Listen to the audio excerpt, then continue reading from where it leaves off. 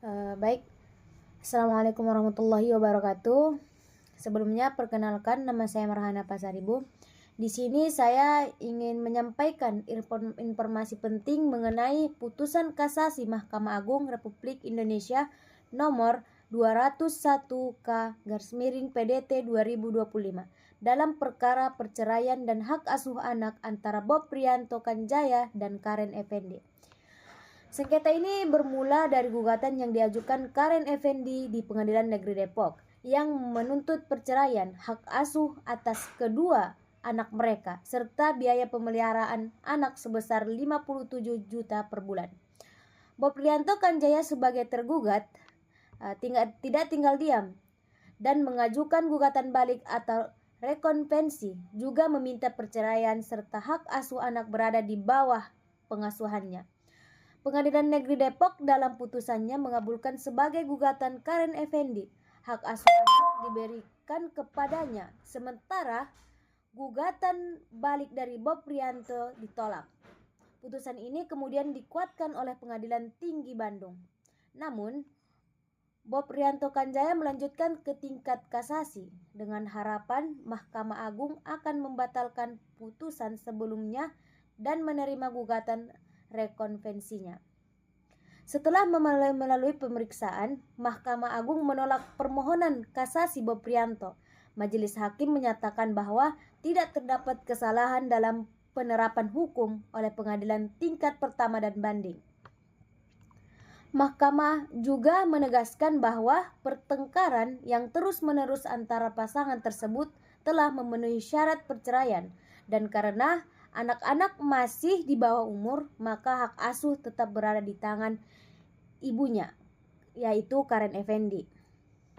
Dalam amar putusannya, Mahkamah Agung juga memerintahkan para pihak untuk melaporkan perceraian ini ke Dinas Kependudukan dan Pencatatan Sipil paling lambat 60 hari sejak putusan berkekuatan hukum tetap, serta menghukum Bob Rianto untuk membayar biaya perkara kasasi sebesar Rp500.000. Kasus perceraian antara Bob Rianto Kanjaya dengan Karen Effendi ini menjadi prihatin karena tidak hanya menyangkut pemutusan hubungan pernikahan, tetapi juga persoalan hak asuh anak, tanggung jawab finansial, dan kedudukan hukum masing-masing orang tua pasca perceraian. Dalam pertimbangannya, Mahkamah Agung menilai bahwa Bob Rianto tidak berhasil membuktikan dalil-dalil dalam memori kasasinya, termasuk klaimnya mengenai ketidakmampuan Karen Effendi secara psikologis dalam mengasuh anak yang tidak disertai bukti medis yang sah.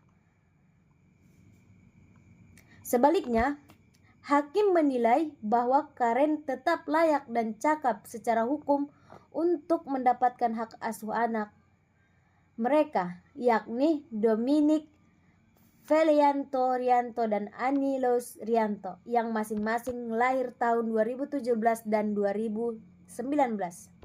Selain itu, Mahkamah Agung menambah satu poin penting yang sebelumnya belum ditegaskan oleh pengadilan tingkat sebelumnya, yaitu kewajiban melaporkan perceraian ini ke dinas terkait dalam waktu maksimal 60 hari setelah putusan ini berkekuatan hukum tetap. Ini dilakukan untuk memastikan bahwa administrasi kependudukan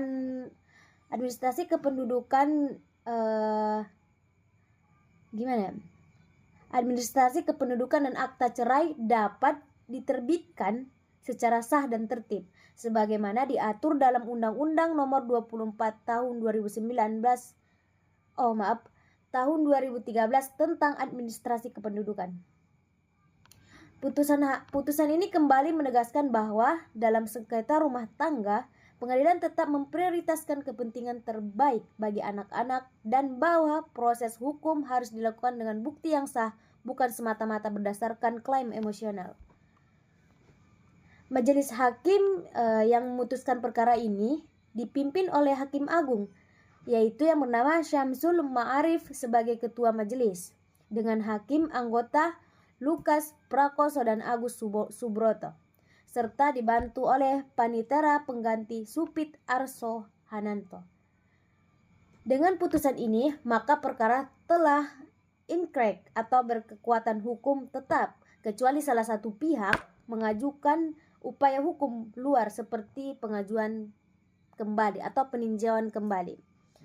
Dan cukup sekian isi dari putusan yang saya bacakan tadi, yang saya sampaikan dan yang saya analisa ya.